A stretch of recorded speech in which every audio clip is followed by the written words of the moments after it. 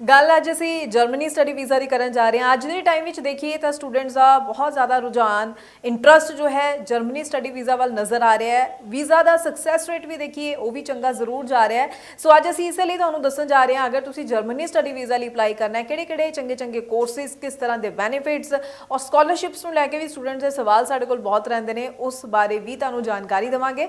ਸਵਾਗਤ ਹੈ ਜੀ ਸਾਰਿਆਂ ਦਾ। ਮੈਂ ਹਾਂ ਹਰਜੋਤ ਕੌਰ। ਡਿਟੇਲ ਵਿੱਚ ਪੂਰੀ ਇਨਫੋਰਮੇਸ਼ਨ ਤੁਹਾਡੇ ਨਾਲ ਸਾਂਝੀ ਕਰਨਗੇ ਸਟੱਡੀਜ਼ ਕੇਅਰ ਅਬਰੋਡ ਤੋਂ ਚੰਡੀਗੜ੍ਹ ब्रांच हेड अनीता पंडवाल जी साडे नाल ने। बहुत बहुत स्वागत है जी। सत श्री अकाल। सत श्री अकाल जी। सो अनीता जी, पहला तो ये जरूर दसो कि जर्मनी स्टडी वीज़ा अज के टाइम में तुसीं किस तरह नाल देखते हो, स्टूडेंट्स लई कितना को बेनीफिशियल ऑप्शन है और स्टूडेंट्स का जिहड़ा इंटरस्ट हुण जर्मनी स्टडी वीज़ा वल वध रहा है, इस पिछे की रीजनस तुसीं देख रहे हो जी?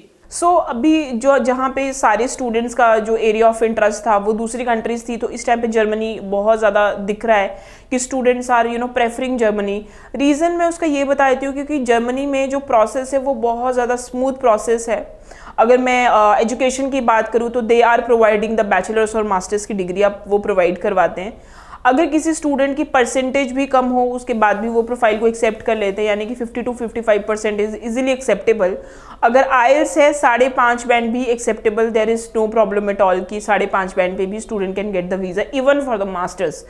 अगर मैं मास्टर्स की बात करूँ, बहुत ही कम कंट्रीज ऐसी हैं जो कि मास्टर्स 5.5 बैंड के साथ देती है, but yes in Germany you will have that option.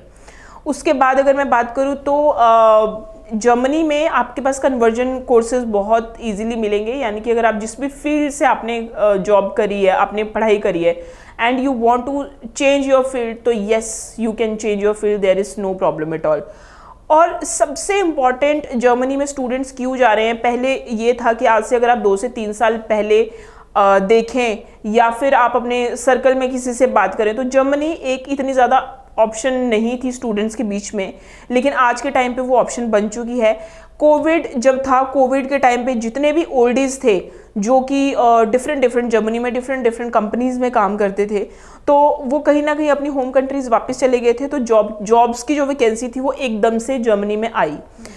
उस वजह से कहीं ना कहीं बूस्ट मिला स्टूडेंट वीज़ाज़ को। स्टूडेंट वीज़ा स्टूडेंट्स ने अप्लाई किया, जैसे ही हुआ ऐसे कि जैसे स्टूडेंट्स ने अप्लाई किया, कोर्स अप्लाई करने के बाद ही उनको जॉब्स मिल गई, क्योंकि वो जो लोग थे वो जो वैकेंसीज थी वो अवेलेबल थी स्टूडेंट्स के पास। अब जब स्टूडेंट्स वहाँ पे गए, उन्होंने देखा सेफ कंट्री है, 29 आपके पास कंट्रीज़ का परमिट है, आपको जॉब्स बहुत अच्छी मिल रही है। वेज रेट की अगर मैं बात करूँ तो 13 यूरो के करीब आपके पास वेज रेट होते हैं।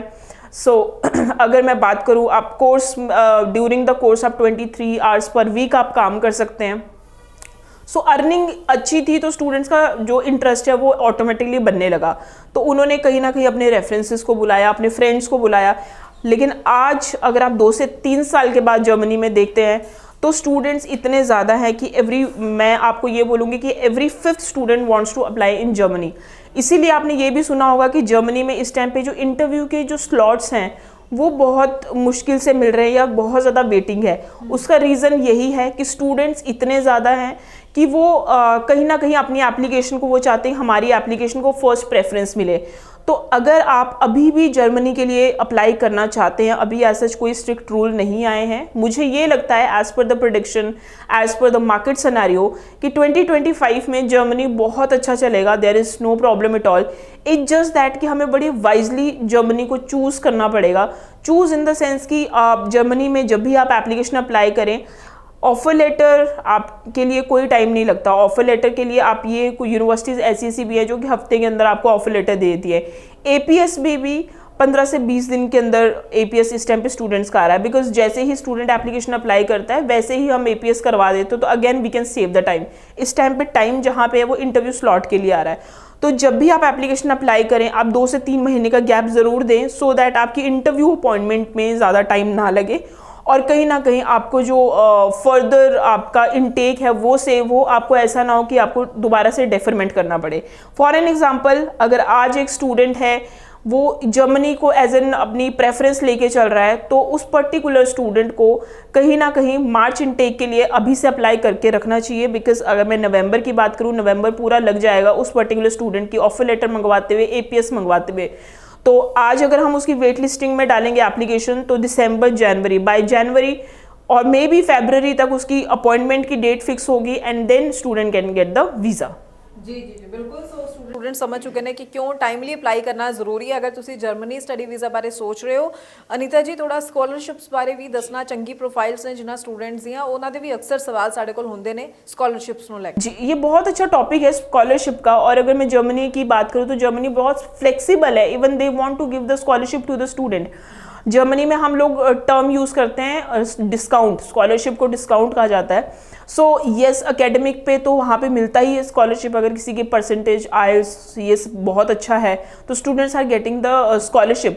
बट उनको एक और चीज़ है जिसके बेसिस पे उनको स्कॉलरशिप मिलता है, बिकॉज जर्मनी में ऑप्शन होती है कि student can pay the minimum deposit रहता है 1000-1200 यूरो के करीब, और हाफ ईयर की जो फीस रहती है वो आपकी आगे वही साल की फीस से डिवाइड हो जाती है।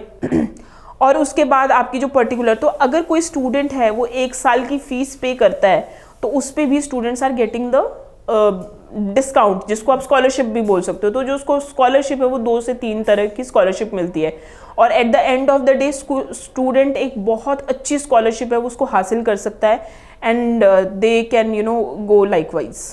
ठीक है, बिल्कुल। सो स्टूडेंट्स जो है ਤੁਸੀਂ ਕਿਸੇ ਵੀ ਤਰ੍ਹਾਂ ਦੀ ਹੋਰ ਇਨਫੋਰਮੇਸ਼ਨ ਚਾਹੁੰਦੇ ਹੋ ਰਿਗਾਰਡਿੰਗ ਜਰਮਨੀ ਸਟੱਡੀ ਵੀਜ਼ਾ ਤਾਂ ਜ਼ਰੂਰ ਜਿਹੜਾ ਨੰਬਰ ਡਿਸਪਲੇ ਇਸ ਉੱਪਰ ਕਾਲ ਕਰੋ। ਪੂਰੀ ਇਨਫੋਰਮੇਸ਼ਨ ਦੇ ਨਾਲ, ਸਹੀ ਇਨਫੋਰਮੇਸ਼ਨ ਦੇ ਨਾਲ ਕਮਿੰਗ ਇਨਟੇਕ ਦੇ ਵਿੱਚ ਹੀ ਅਪਲਾਈ ਕਰੋ। ਜਿਵੇਂ ਕਿ ਤੁਸੀਂ ਸਮਝ ਚੁੱਕੇ ਹੋ ਇੰਟਰਵਿਊ ਸਲੋਟਸ ਨੂੰ ਲੈ ਕੇ ਕਾਫੀ ਵੇਟਿੰਗ ਟਾਈਮ ਜੋ ਹੈ ਵਿੱਚ ਤੁਹਾਨੂੰ ਦੇਖਣਾ ਪਏਗਾ। ਸੋ ਇਸ ਲਈ ਟਾਈਮਲੀ ਅਪਲਾਈ ਕੀਤਾ ਹੋਏਗਾ ਤਾਂ ਟਾਈਮਲੀ ਤੁਹਾਡਾ ਪ੍ਰੋਸੈਸ ਜੋ ਹੈ ਪੂਰਾ ਕੰਪਲੀਟ ਹੋ ਸਕੇਗਾ। ਬਹੁਤ ਬਹੁਤ ਥੈਂਕਸ ਅਨੀਤਾ ਜੀ, ਪੂਰੀ ਇਨਫੋਰਮੇਸ਼ਨ ਸਟੂਡੈਂਟਸ ਨਾਲ ਸਾਂਝੀ ਕਰਨ ਦੇ ਲਈ। ਅੱਗੋਂ ਵੀ ਅਸੀਂ ਸਟੂਡੈਂਟਸ ਦੇ ਲਈ ਜ਼ਰੂਰ ਹੋਰ ਇਨਫੋਰਮੇਟਿਵ ਵੀਡੀਓਜ਼ ਲੈ ਕੇ ਆਉਂਦੇ ਰਵਾਂਗੇ। ਫਿਲਹਾਲ ਹੀ ਦਿਓ ਜੀ ਇਜਾਜ਼ਤ। Thank you so much. Thank you so much.